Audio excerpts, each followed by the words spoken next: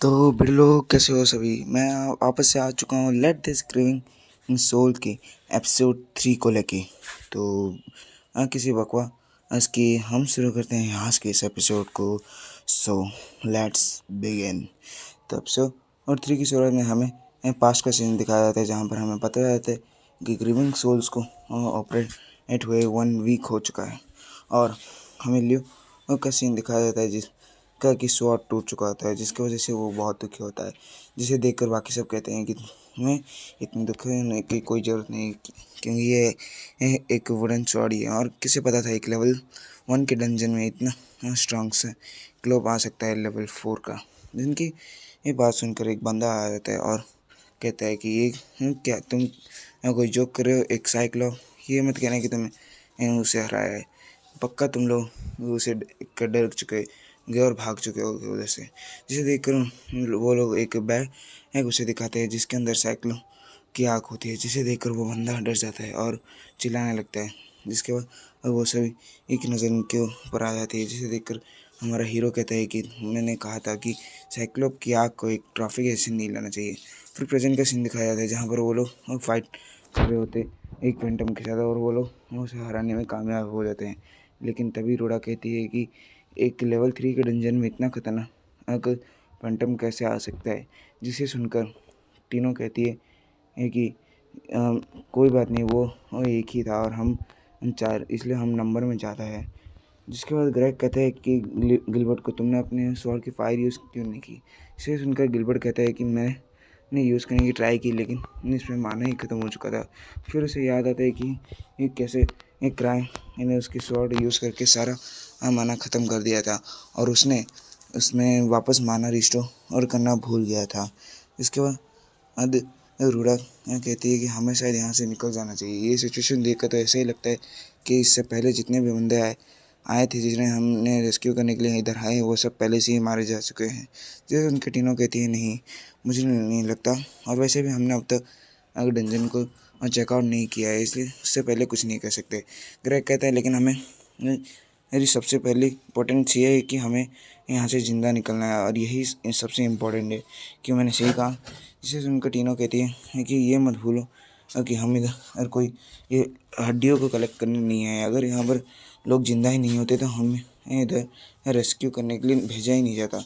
और मास्टर ने स्वॉर्ड की माना इसलिए ख़त्म की ताकि हम किसी रेलिक के ऊपर ज़्यादा रिलाई ना करें। जिसके बाद वो लोग आगे बढ़ते हैं और देखते हैं कि बहुत सारे फैंटम्स जिनके पास गन्स और बोस हैं। जिसे देखकर और वो लोग कहते हैं कि ये लोग एक छोटी सी जगह पर है, इसलिए हमें इधर फाइट करने के लिए ईजी होगी। जो सुनकर गिलबर्ट कहता है तो मैं पहले जाऊंगा इन सबको मारने के लिए। जिसके बाद टीनो कहती है नहीं, क्या तुम पागल हो, तुम इन सबसे अकेले फाइट नहीं कर सकते, तुम्हारे हमें माना की कमी है। जिसे सुनकर गिलबर्ट कहते हैं लेकिन मैं विदाउट माना भी फाइट कर सकता हूँ। फिर वो कहते हैं नहीं, मैं इस टीम की कैप्टन हूँ और मुझे मास्टर को दिखाना है कि मैं लीडरशिप बहुत अच्छे से कर सकती हूँ। जिसके बाद वो कहती है कि मैं और रूडा स्पीड में बहुत तेज़ है, इसलिए हम दोनों जाएंगे और उन सब का ध्यान भटकाएंगे। जिसके बाद तुम दोनों जाकर उन सब के पास चले जाना, उनके पास से अटैक करना, जिसकी वजह से उनके रेंज वेपन काम नहीं करेंगे, जिसकी वजह से वो सभी एक हारने लगेंगे और हम डेंजर सिचुएशन से निकल जाएंगे।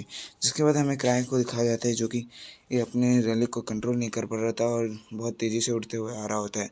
और वो लोग हमें सीन दिखाया जाता है वापस से उस फाइटिंग सीन का, जहाँ पर वो सब फाइट कर रहे होते हैं, जहाँ पर टीनो कहती है हमारे ग्रुप में बहुत ज़्यादा टीम वर्क है, इसलिए फ़र्क नहीं पड़ता है कि सामने वाला टीम कितना स्ट्रांग है। फिर तभी बहुत सारे फैंटम्स आ जाते हैं और तभी टीनो कहती है हमारा टीम पूरी तरह से एक नंबर 1 टीम है, क्योंकि ये इसमें सोच समझ के बंदों को डाला गया है।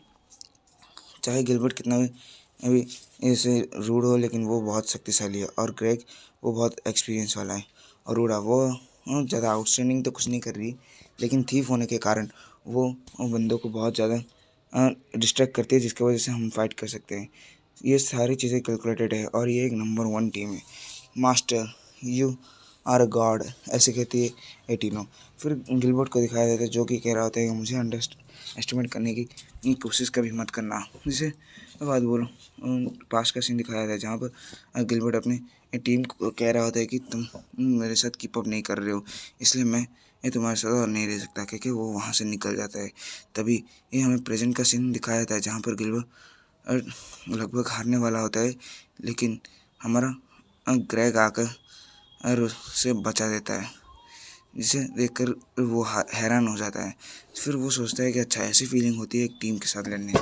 तभी वो लोग वो उस फैंटम को हरा देते हैं और वो लोग एक बड़ी सी एक खुली जगह में आ जाते हैं, जहाँ पर वो पहुंचकर महसूस करते हैं कि यहाँ पर एक बहुत ख़तरनाक सा बॉस है, जिसे महसूस करके ग्रेग कहता है कि शायद हमें यहाँ से रिट्रीट कर देना चाहिए, यही एक बेटर चॉइस है हमारे पास।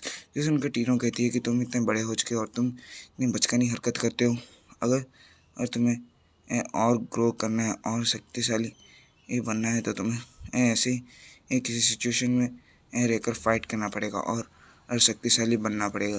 जिसे सुनकर ग्रेग कहता है कि हाँ, लेवल 5 के जितने भी ट्रेजर हंटर्स है वो सभी ये छोटे मोटे ट्रेजर वॉल्स को जाकर लूटते हैं और बहुत ज़्यादा अमीर बन जाते हैं, और इसीलिए मैंने भी जब भी कोई खतरा देखा तो वहाँ से भाग गया।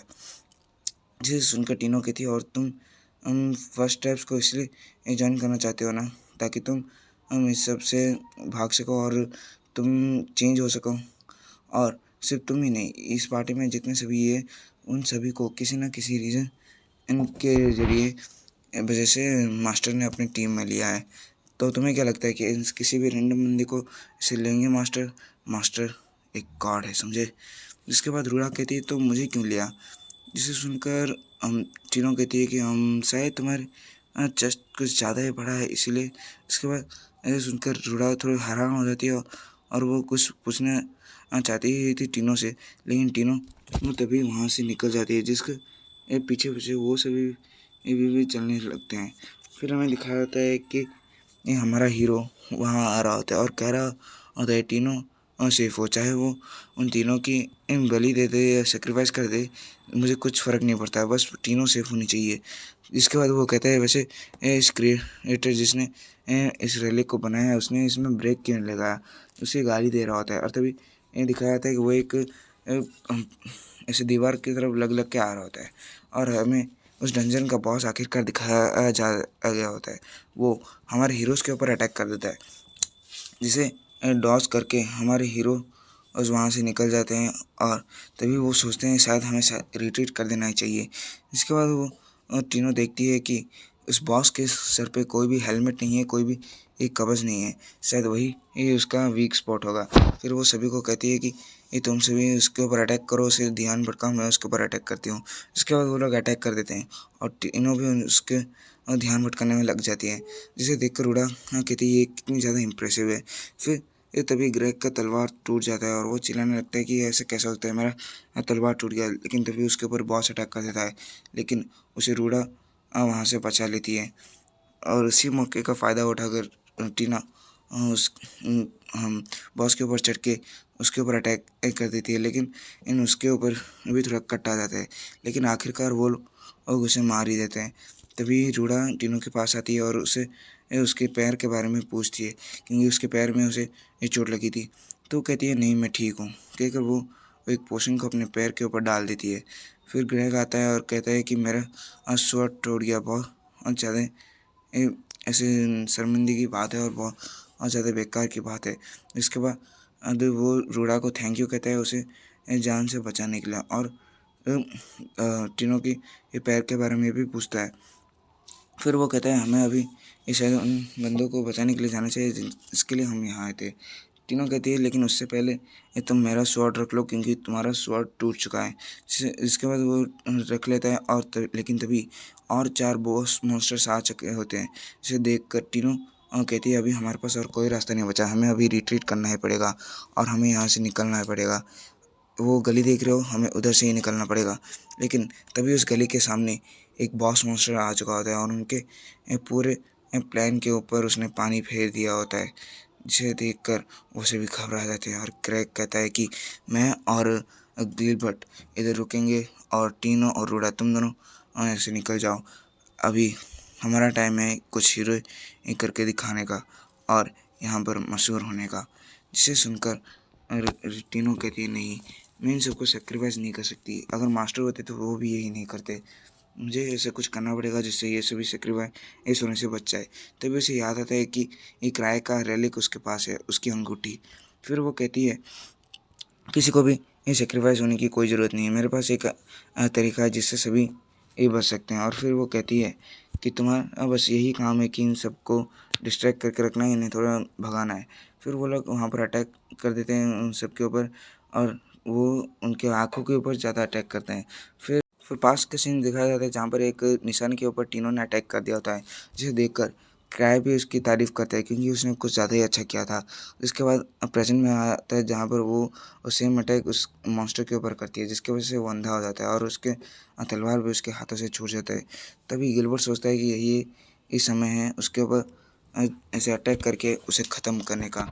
इसलिए वो वहाँ उसके ऊपर अटैक करने के लिए निकल जाता है, लेकिन टीनू उसे मना करते रुक जाती है, जिसकी वजह से वो मॉन्स्टर उसके ऊपर अटैक कर देता है और गिलबर्ट एक दीवार के जाके टकरा जाता है और तभी गिर जाता है। और टीनो उसके पास जाती है और पूछती है कि क्या तुम ठीक हो? तभी वो कहता है हाँ मैं ठीक हूँ, वैसे मेरी ही गलती थी, ये मैंने तुम्हारी बात ना सुनकर वहाँ पर दौड़ता चला गया। फिर टीनो कहते हैं नहीं, मेरी ही डायरेक्शन में कमी थी। फिर वो लोग देखते हैं कि वो चारों वहीं पर आ चुके थे, वो चारों बॉसेस। वो सोचते हैं कि शायद ये ही हमारा अंत है, लेकिन तभी एक उम्मीद की किरण आती है, मतलब हमारा क्राई, और उन सबके ऊपर गिर कर उन सबको थोड़ा दूर कर देता है। और वो कहता है टीनो, मैंने आखिरकार तुम्हें ढूंढ ही लिया, वैसे ये सारे कीड़े कौन है? फिर वो देखते हैं कि ये वो सारे इन मॉन्स्टर्स क्राई से डर रहे होते हैं और क्राई एक मॉन्स्टर के ऊपर देख कर के कि आखिर ये कौन सा गैंड है। फिर वो मॉन्स्टर उसके ऊपर अटैक करता है, लेकिन क्राई को कुछ नहीं होता, जिसे देखकर वो मॉन्स्टर और डर जाता है। उसके बाद क्राई एकदम स्टाइल मार के उसे चिढ़ाते हुए कहता है कि तुम मेरे कुछ नहीं बिगाड़ सकते क्योंकि मेरे पास अभी भी 17 लाइफ्स बची हुई है। फिर क्राई एक ज़बरदस्त अटैक करता है, जिसके बाद वो उधर ही ब्लास्ट हो जाता है। और ये देखकर क्रैक कहता है आखिर ये है लेवल 8 के हंटर की पावर।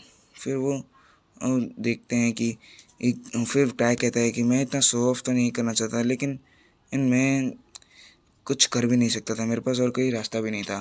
फिर देखते हैं कि वो मॉन्स्टर अभी तक ठीक ठाक था, जिसे देखकर क्राई कहता है कि ऐसा होना ही था क्योंकि ये शॉर्ट रिंग कुछ ज़्यादा पावरफुल नहीं है, ये ज़्यादा अटैक के लिए काम नहीं करता, ये शो पीस है, ये सब शो के लिए ही काम है। फिर वो देखकर वो सारे मॉन्स्टर्स भी उसके ऊपर अटैक करने लगते हैं, लेकिन क्राई कहता है कि मेरे पास अभी भी 17 रिंग्स हैं, जिसकी वजह से मैं अभी बार बार ज़िंदा हो सकता हूँ, लेकिन इन सब का क्या, मुझे इन सबको रेस्क्यू करना पड़ेगा। तो इसके बाद वो सारे मॉन्स्टर्स भी उसके ऊपर अटैक कर देते हैं, लेकिन वो एक पोशन पी देता है, जिससे ईवा मना कर रही होती है पिछले एपिसोड में। फिर वो पोशन का जो बॉटल है उसे इन मॉन्स्टर्स के ऊपर फेंक देता है और तभी उसे एक्टिवेट कर देता है और वो बोतल वहीं पर ब्लास्ट हो जाती है, जिसका फ़ायदा उठा के वो सभी वहाँ से निकल जाते हैं। और तभी गिलबर्ट टीनो से कहता है कि तुम स्पीड में क्यों नहीं दौड़ रही हो, जिसे सुनकर हमारी ये रूडा कहती है कि तुम पागल हो, उसके पैर में चोट लगी है और वो स्पीड से नहीं दौड़ सकते, और तुम्हें दिखाई नहीं दे रहा कि क्राई हमारे पीछे दौड़ रहा है ताकि से कोई इंजर ना हो, हमारी सेफ्टी के लिए वो पीछे दौड़ रहा है। जिसे सुनकर क्राई सोचता है कि मैं स्लो से दौड़ रहा हूँ, लेकिन मैं अपने फुल स्पीड में दौड़ रहा हूँ, मैं जितने स्पीड से दौड़ सकता था मैं उतने स्पीड से दौड़ रहा हूँ। जिसे सुनकर टीनो कहती है कि हाँ मास्टर पहले से ही ऐसे हैं, जब मैं छोटी थी तभी कुछ बंदे मेरे ऊपर अटैक कर दिए थे, तभी ये ग्रेविंग सोर्स आकर मुझे बचाया था और उन सारे बंदों को मार गिराया था। तभी मैंने इन मास्टर के साथ पहली बार मुलाकात हुई और तभी से मैंने तय कर लिया था कि मैं ग्रीविंग सोर्स को ज्वाइन करूँगी और मास्टर को सर्व करूँगी।